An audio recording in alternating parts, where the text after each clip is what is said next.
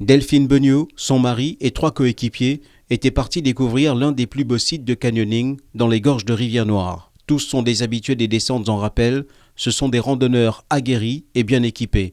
Une source policière indique que le drame a eu lieu vers 10 heures. La randonneuse réunionnaise, la quarantaine, a fait une chute de 18 mètres dans la zone appelée Innocence. Quand l'appel de détresse a été lancé, des services de police étaient déjà en opération dans la zone. Alertés également, des organisateurs de randonnée sont venus leur prêter main forte. Arrivé sur le site, nous, il y avait déjà la GIPM et pas mal d'équipes qui étaient là. L'hélico décollé pour aller prendre la victime qui était beaucoup plus loin, quoi.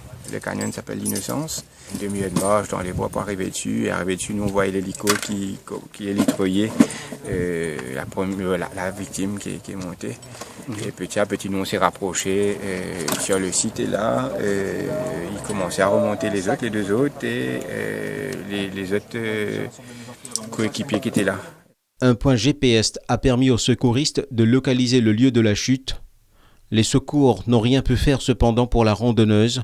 Une source sur place indique que Delphine Beugnot avait déjà rendu l'âme quand il s'organisait.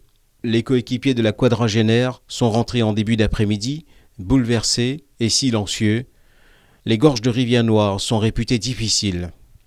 La majorité des activités en montagne sont encadrées par des professionnels, ce qui limite le risque d'accident. Ouais. Voilà, et il y a quand même quelques promeneurs ou quelques pratiquants libres qui, à des moments, peuvent, eux, se trouver en difficulté par méconnaissance du terrain ou des choses comme ça.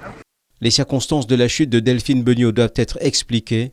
La police procédera à une reconstitution des faits mercredi avec les randonneurs qui l'accompagnaient.